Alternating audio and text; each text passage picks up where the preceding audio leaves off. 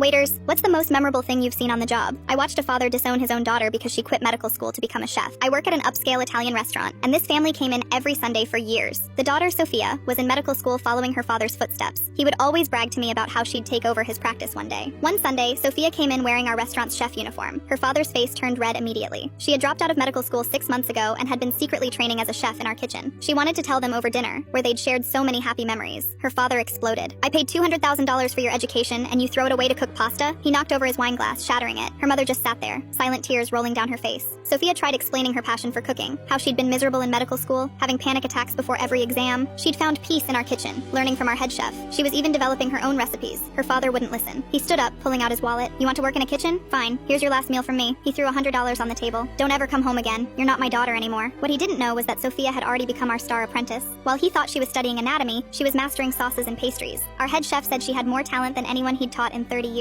2 weeks later, her father and mother came back for their usual Sunday dinner. He demanded a different server, refusing to look at his daughter in the kitchen. But I made sure they were seated where they could see her working through the kitchen window. That night, Sophia prepared their meal herself. She made her father's favorite dish, veal saltimbocca, but with her own special touch. I watched him take the first bite. His eyes widened. He asked to speak to the chef who made this. When Sophia came out, still in her chef's whites, her father looked away. Who taught you to cook like this? He asked the wall. Medical school taught me precision, she answered, but cooking taught me passion. Her father stood up and walked out, but her mother stayed. She asked Sophia to make her favorite childhood pasta, the one they used to cook together before medical school consumed everything. They sat together after closing, sharing that simple spaghetti pomodoro, both crying and laughing. 6 months later, Sophia opened her own restaurant. Opening night was packed, but one table stayed empty, reserved for her parents. Her father never came, but he sent a letter. Inside was a check for $200,000. For culinary school, it said. Since I wasted your time with medical school. Sophia tore up the check and sent back a dinner invitation. Every Sunday, that table stays reserved. Her mother comes sometimes, alone, ordering whatever her daughter wants to cook. The father's seat stays empty, but his favorite veal saltimbocca stays on the menu, waiting.